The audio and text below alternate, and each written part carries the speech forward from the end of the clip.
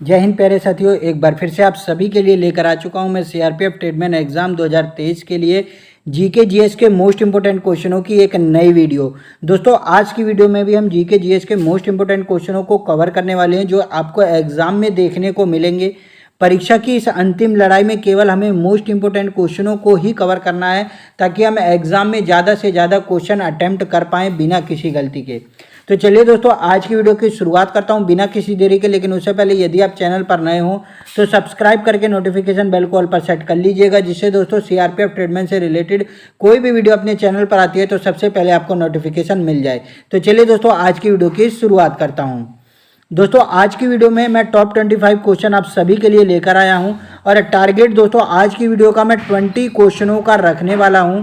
दोस्तों आप सभी को क्या काम करना है, क्वेश्चन गलत नहीं करना है, जितने क्वेश्चन आते हैं केवल उतने ही का आंसर देना है और वीडियो में लास्ट में कमेंट करके बताना है कि कितने क्वेश्चनों का आंसर आप दे पाए हैं, ठीक है ना। तो चलिए शुरुआत करते हैं। फर्स्ट क्वेश्चन है दोस्तों आप सभी का, अकबर ने इबादत खाने की स्थापना किस वर्ष की थी? अकबर ने इबादत खाने की स्थापना किस वर्ष की थी? कौन सा ऑप्शन राइट हो जाता है? तो दोस्तों इस क्वेश्चन का राइट आंसर हो जाता है ऑप्शन सी 1575। 1575 ईस्वी में अकबर ने इबादत खाने की स्थापना की थी।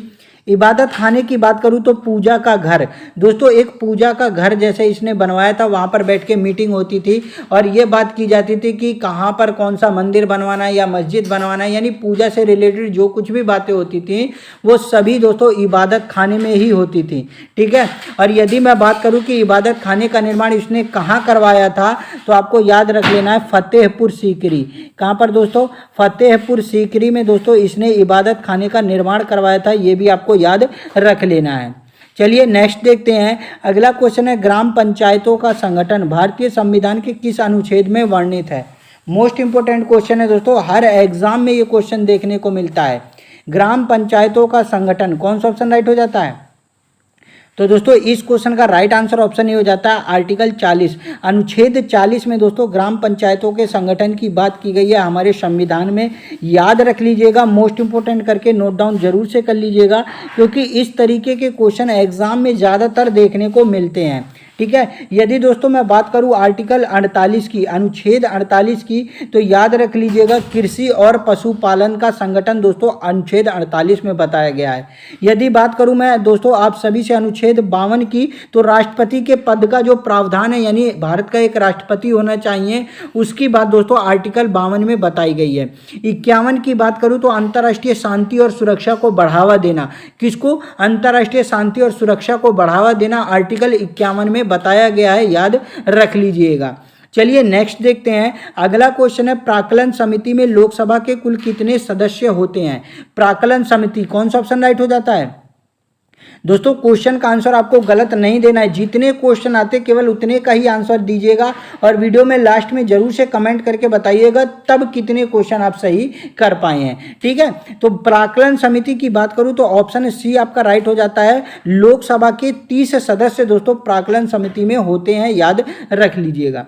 चलिए नेक्स्ट देखते हैं। अगला क्वेश्चन है, बिंबिसार किस साम्राज्य का राजा था? यानी बिंबिसार किस वंश का शासक था? कौन सा ऑप्शन राइट हो जाता है?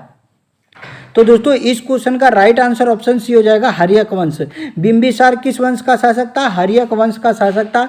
मगध की गद्दी पर दोस्तों यह बैठा था, ये भी आपको याद रख लेना है। कहाँ का था? मगध की गद्दी पर यह बैठा था, हर्यक वंश का था बिंबिसार, जरूर से याद कर लीजिएगा। चलिए नेक्स्ट देखते हैं। अगला क्वेश्चन है, महावेली गंगा किस देश की सबसे लंबी नदी है? महावेली गंगा, कौन सा ऑप्शन राइट हो जाएगा? आपके ऑप्शन है भूटान, भारत, पाकिस्तान या फिर श्रीलंका। कौन सा ऑप्शन राइट हो जाता है? तो दोस्तों इस क्वेश्चन का राइट आंसर ऑप्शन डी हो जाएगा श्रीलंका। महावेली गंगा श्रीलंका की सबसे लंबी नदी है, याद रख लीजिएगा। यदि लंबाई की बात करूं तो 335 किलोमीटर, कितना दोस्तों? 335 किलोमीटर इसकी लंबाई है। चलिए नेक्स्ट देखते हैं। तो दोस्तों यहाँ पर नेक्स्ट क्वेश्चन है आप सभी का, जर्मनी का एकीकरण किसने किया था? मोस्ट इंपोर्टेंट क्वेश्चन है, इसको भी जरूर से नोट डाउन कर लीजिएगा। जर्मनी का एकीकरण किसने किया था? तो ऑप्शन आपका डी राइट हो जाता है बिस्मार्क। बिस्मार्क ने दोस्तों जर्मनी का एकीकरण किया था, याद रख लीजिएगा। चलिए नेक्स्ट देखते हैं। अगला क्वेश्चन है, किसे मैन ऑफ डेस्टिनी के नाम से भी जाना जाता है? मैन ऑफ डेस्टिनी, कौन सा ऑप्शन राइट हो जाएगा? तो इस क्वेश्चन का राइट आंसर ऑप्शन ए हो जाता है नेपोलियन बोनापार्ट। नेपोलियन बोनापार्ट को मैन ऑफ डेस्टिनी के नाम से भी जाना जाता था, याद रख लेना है मोस्ट इंपोर्टेंट करके। चलिए नेक्स्ट देखते हैं। अगला क्वेश्चन है यात्री इब्न बतूता कहाँ से आया था। ये क्वेश्चन दोस्तों एसएससी जीडी में पूछा गया था यात्री इब्न बतूता के बारे में। इब्न बतूता कहाँ से आया था, तो यहां पर दोस्तों आपका ऑप्शन ए राइट हो जाता है मोरक्को से। कहां से आया था, मोरक्को से आया था। और किसके शासन काल में आया था, तो मोहम्मद बिन तुगलक के शासन काल में दोस्तों इब्न बतूता भारत आया था, याद रख लीजिएगा। चलिए नेक्स्ट देखते हैं। अगला क्वेश्चन है किस अनुच्छेद में सार्वजनिक पदों पर अवसरों की समानता से संबंधित प्रावधान दिए गए हैं। यानी सार्वजनिक पदों पर अवसर जो है सभी के लिए समान है, किस आर्टिकल में बताया गया है। तो यहां पर दोस्तों आपका ऑप्शन सी राइट हो जाता है आर्टिकल 16।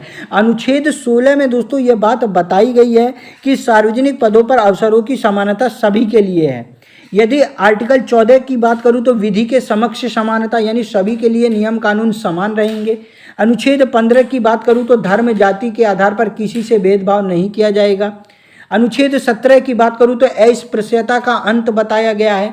और अनुच्छेद 18 आपको जरूर से याद रख लेना है उपाधियों का अंत। क्या दोस्तों, उपाधियों का अंत किस में बताया गया है, आर्टिकल 18 में बताया गया है, जरूर से याद रख लीजिएगा क्योंकि ये सभी आर्टिकल एग्जाम में आपको 100% देखने को मिलेंगे ही मिलेंगे। चलिए नेक्स्ट देखते हैं। अगला क्वेश्चन है विश्व का सबसे बड़ा महाद्वीप कौन सा है। काफी आसान क्वेश्चन है दोस्तों, आपको कुछ क्वेश्चन आसान भी देखने को मिलेंगे, कुछ क्वेश्चन आपको हार्ड देखने को मिलेंगे। तो दोनों तरीके के क्वेश्चन मैं मिक्स करके आप सभी के लिए लेकर आता हूं। तो जरूर से बताइए विश्व का सबसे बड़ा महाद्वीप कौन सा है। तो यहां पर दोस्तों आपका ऑप्शन है डी राइट हो जाता है एशिया महाद्वीप।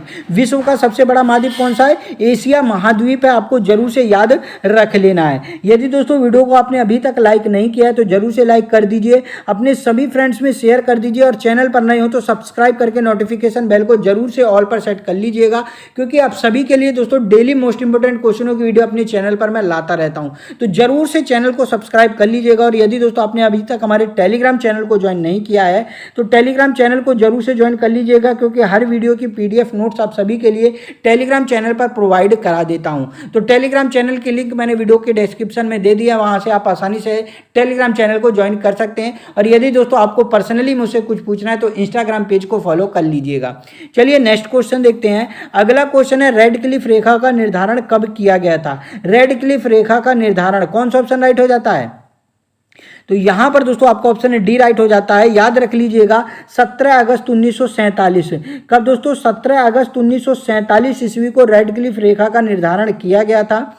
भारत और पाकिस्तान के बीच में दोस्तों यह रेखा है, ये भी याद रख लीजिएगा। और इसका नाम रेड क्लिफ क्यों पड़ा, तो red Cliff sir red Cliff की अध्यक्षता में दोस्तों ये रेखा बनाई गई थी, तो इसीलिए दोस्तों इसे रेड क्लिफ रेखा के नाम से भी जाना जाता है। एग्जाम में पूछा जाएगा कि रेड क्लिफ रेखा किन दो देशों के बीच में है, तो भारत और पाकिस्तान आपको याद रख लेना है।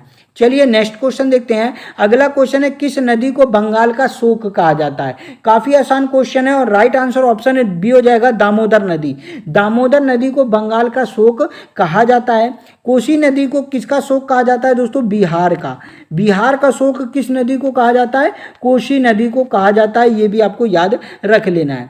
चलिए नेक्स्ट देखते हैं। अगला क्वेश्चन है भारत की सबसे लंबी सहायक नदी कौन सी है। भारत की सबसे लंबी सहायक नदी कौन सा ऑप्शन राइट हो जाता है, तो दोस्तों इस क्वेश्चन का राइट आंसर ऑप्शन ये हो जाएगा यमुना नदी। यमुना नदी भारत की सबसे लंबी सहायक नदी है। कितनी है इसकी लंबाई, 1376 किलोमीटर। कितनी है, 1376 किलोमीटर। और किसकी सहायक नदी है दोस्तों, ये गंगा नदी की सहायक नदी है। गंगा नदी भारत की सबसे लंबी नदी है। इसकी लंबाई कितनी है, 2525 किलोमीटर।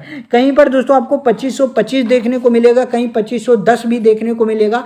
तो जो भी आपको ऑप्शन में देखने को मिल जाए उस पर आप टिक करके आसानी से आ जाइएगा। ठीक है, भारत की सबसे लंबी नदी कौन सी है, गंगा है, याद रख लीजिएगा।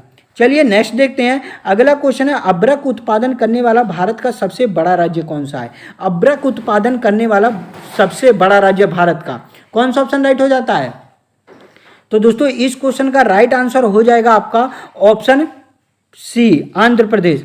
आंध्र प्रदेश दोस्तों अबरक उत्पादन करने वाला भारत का सबसे बड़ा राज्य है, याद रख लीजिएगा, ठीक है। और दोस्तों इतनी मेहनत आप सभी के लिए करता हूं तो आपका एक लाइक तो जरूर से बनता ही बनता है।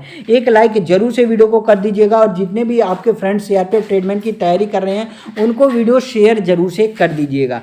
चलिए नेक्स्ट देखते हैं। अगला क्वेश्चन है शालीमार बाग मुगल गार्डन कहां पर स्थित है? आपके ऑप्शन है मैसूर, मंसूरी, श्रीनगर या फिर दार्जिलिंग। कौन सा ऑप्शन राइट हो जाएगा? तो दोस्तों इस क्वेश्चन का राइट आंसर ऑप्शन सी हो जाएगा। श्रीनगर के जम्मू कश्मीर में दोस्तों शालीमार बाग मुगल गार्डन स्थित है, याद रख लीजिएगा। चलिए नेक्स्ट देखते हैं। अगला क्वेश्चन है खिलाड़ी यजुवेंद्र चहल का संबंध किससे है? दोस्तों दीपक चहर एग्जाम में पूछा गया था एसएससी जीडीके में। यजुवेंद्र चहल की बात करूं तो क्रिकेट से संबंधित है, ऑप्शन ए आपका राइट हो जाता है। ऐसे दोस्तों आपको एक नाम दे देगा और पूछ लेगा किस खेल से संबंधित है, तो ऐसे क्वेश्चन भी आपको जरूर से कवर करके जाने हैं एग्जाम के टाइम में, ठीक है। चलिए नेक्स्ट देखते हैं। अगला क्वेश्चन है बिहार राज्य से कौन सा राज्य बनाया गया था, यानी बिहार राज्य से कौन सा राज्य अलग हुआ है? तो दोस्तों इस क्वेश्चन का राइट आंसर हो जाता है आपका झारखंड। ऑप्शन बी आपका राइट हो जाता है, झारखंड दोस्तों बिहार राज्य से अलग हुआ है। चलिए नेक्स्ट देखते हैं। अगला क्वेश्चन है अमरनाथ गुफा कहां पर स्थित है? दोस्तों इस क्वेश्चन को काफी सारे बच्चे गलत करके आ जाते हैं। अमरनाथ गुफा उत्तराखंड लगा के चले आते हैं, ऑप्शन में मिल जाता है। तो अमरनाथ गुफा की बात करूं तो याद रख लीजिएगा जम्मू कश्मीर। कहां पर है दोस्तों? जम्मू कश्मीर में है अमरनाथ गुफा। और अमरनाथ टेम्पल की बात की जाए तो उत्तराखंड में है शायद, लेकिन अमरनाथ गुफा कहां पर है? जम्मू कश्मीर में है, याद रख लीजिएगा, गलत मत कीजिएगा। चलिए नेक्स्ट देखते हैं। अगला क्वेश्चन है लोकसभा का प्रथम सत्र कब हुआ था? लोकसभा का प्रथम सत्र कौन सा ऑप्शन राइट हो जाता है? तो दोस्तों 1952 ईस्वी में लोकसभा का प्रथम सत्र हुआ था, ऑप्शन डी आपका राइट आंसर हो जाता है। यदि मैं बात करूं लोकसभा कैसी है तो एक निचला सदन है, अस्थायी सदन है, इसे कभी भी स्थगित किया जा सकता है। आर्टिकल 81 में लोकसभा का वर्णन किया गया है, याद रख लीजिएगा, ठीक है। लोकसभा के प्रथम अध्यक्ष जीवी मावलंकर थे। वर्तमान में कौन है लोकसभा के अध्यक्ष? तो ओम बिरला का नाम आपको याद रख लेना है, ठीक है। तो ये सब चीजें आपको कवर करके जरूर से जानी है। चलिए नेक्स्ट देखते हैं। अगला क्वेश्चन है मिट्टी के घड़े में किस क्रिया के कारण जल ठंडा रहता है? कौन सी क्रिया होती है जिसके कारण मिट्टी के घड़े में जल ठंडा रहता है? कौन सा ऑप्शन राइट हो जाता है? तो यहां पर दोस्तों आपको ऑप्शन ए राइट हो जाता है, वाष्पीकरण। वाष्पीकरण क्रिया जब होती है उसी के कारण दोस्तों मिट्टी के घड़े में जो जल होता है ना, पानी होता है, वो ठंडा रहता है, याद रख लीजिएगा। चलिए नेक्स्ट देखते हैं। अगला क्वेश्चन है भीमताल झील कहां पर स्थित है? भीमताल झील दोस्तों झील से रिलेटेड भी क्वेश्चन आपको एग्जाम में देखने को मिलेंगे ही मिलेंगे, तो जरूर से कवर करके बताइएगा कि भीमताल झील कहां पर स्थित है और कितने क्वेश्चन आपको झील से रिलेटेड याद हैं। झील से जितने भी क्वेश्चन बन सकते हैं ना, सभी को कवर कर लीजिएगा जहां तक मैं कहूं, ठीक है। तो भीमताल झील की बात करूं तो उत्तराखंड आपका ऑप्शन ए राइट हो जाता है, याद रख लीजिएगा। चलिए नेक्स्ट देखते हैं। अगला क्वेश्चन है भारत में पहली जनगणना की शुरुआत कब हुई थी? काफी आसान क्वेश्चन है, कोई भी बच्चा इसका आंसर दे सकता है। मैंने कहा ना दोस्तों आप सभी को जीके जीएस के आपको 25 क्वेश्चन देखने को मिलेंगे, जिसमें से दोस्तों आपको 12 से 15 क्वेश्चन काफी आसान देखने को मिलेंगे, लेकिन लड़ाई केवल आपको बाद वाले क्वेश्चनों की है, याद रख लीजिएगा। यदि सिलेक्शन लेना चाहते हैं तो कम से कम दोस्तों आपको 18 से 20 क्वेश्चन अटेम्प्ट करके आने हैं जीके जीएस में, ठीक है। थोड़ा सा मॉडरेट क्वेश्चन एग्जाम में जीके जीएस में पूछे जा रहे हैं। एसएससी जीडी में पूछा गया था और अग्निवीर में पूछा गया था, तो आपके भी एग्जाम में थोड़ा सा मॉडरेट क्वेश्चन देखने को मिल सकते हैं, ठीक है। तो कवर जरूर से करके जाइएगा। चलिए बताइए भारत में पहली बार जनगणना कब हुई थी? तो ऑप्शन आपका ए राइट हो जाता है 1872। 1872 ईस्वी में पहली जनगणना हुई थी, लॉर्ड मेयो के शासनकाल में, आप सभी जानते हैं। लेकिन नियमित रूप से आपसे पूछ ले तो 1881 ईस्वी में हुई थी, लॉर्ड रिपन के शासनकाल में, ये भी याद रख लीजिएगा। चलिए नेक्स्ट देखते हैं। अगला क्वेश्चन है कौन सा ग्रह सूर्य के सबसे अधिक निकट है? कौन सा ग्रह सूर्य के सबसे अधिक निकट है? अब देखिए ऐसे क्वेश्चन दोस्तों आते हैं तो आप कंफ्यूज हो जाते हैं, आंसर गलत दे देते हैं, याद होता है तब भी आप कंफ्यूज हो जाते हैं। तो आज आपकी कंफ्यूजन मैं खत्म कर देता हूं। देखिए सबसे पहले यहां मैं सूर्य बना देता हूं। मान लीजिए सूर्य है। सूर्य क्या है? एक तारा है, याद रखिएगा, एग्जाम में कई बार बच्चे गलत कराते हैं। सूर्य क्या है? एक तारा है। अब सूर्य के सबसे निकट कौन है? बुध है। उसके बाद क्या आ जाता है? शुक्र आ जाता है। शुक्र के बाद क्या आ जाता है? आपका पृथ्वी आ जाता है, क्योंकि शुक्र को क्या कहा जाता है? पृथ्वी की बहन कहा जाता है, तो शुक्र पृथ्वी के निकट ही होगा। उसके बाद आपका आ जाता है दोस्तों मंगल आ जाता है। बृहस्पति आ जाता है। उसके बाद आपका कौन सा आता है, शनि आता है। शनि के बाद दोस्तों दो ग्रह और आपको याद रख लेने, अरुण और वरुण। इस तरीके से लाइन से हैं। यदि सूर्य की बात करी जाए तो सूर्य के सबसे निकट कौन सा है, बुध है। ठीक है, ऑप्शन सी आपका राइट आंसर हो जाता है। सबसे गर्म ग्रह कौन सा है, शुक्र ग्रह को सबसे गर्म ग्रह कहा जाता है, याद रख लीजिएगा। चलिए नेक्स्ट देखते हैं। अगला क्वेश्चन है, गौतम बुद्ध का जन्म कब हुआ था। ऐसा क्वेश्चन दोस्तों एग्जाम में 100% पूछा ही जाता है। गौतम बुद्ध का जन्म कब हुआ था, तो ऑप्शन बी आपका राइट हो जाता है। 563 ईसा पूर्व में लुम्बिनी में दोस्तों गौतम बुद्ध का जन्म हुआ था। मृत्यु की बात करूं तो 483 ईसा पूर्व, याद रख लीजिएगा 483 ईसा पूर्व कुशीनगर में दोस्तों इनकी मृत्यु हुई थी। जरूर से नोट डाउन कर लीजिएगा, ठीक है, क्योंकि ऐसे क्वेश्चन आपको जरूर से एग्जाम में देखने को मिलेंगे। चलिए नेक्स्ट देखते हैं। अगला क्वेश्चन है, मदर टेरेसा को भारत रत्न कब दिया गया था। कौन सा ऑप्शन राइट हो जाता है, तो इसका आंसर दोस्तों आप सभी को जरूर से कमेंट करके बताना। ये आप सभी के लिए HW है। कितने क्वेश्चन आप सही कर पाए हैं कमेंट करके जरूर से बताइएगा। वीडियो को लाइक नहीं किया तो एक लाइक जरूर से करके जाइए। अपने सभी फ्रेंड को शेयर कर दीजिएगा। चैनल पर नए हो तो सब्सक्राइब जरूर से कर लीजिएगा, क्योंकि आप सभी के लिए मोस्ट इंपोर्टेंट क्वेश्चनों की वीडियो डेली अपने चैनल पर लाता रहता हूँ। तो जरूर से दोस्तों चैनल को सब्सक्राइब कर लीजिएगा। चलिए दोस्तों मिलता हूँ नेक्स्ट वीडियो में, तब तक के लिए जय हिंद जय भारत दोस्तों।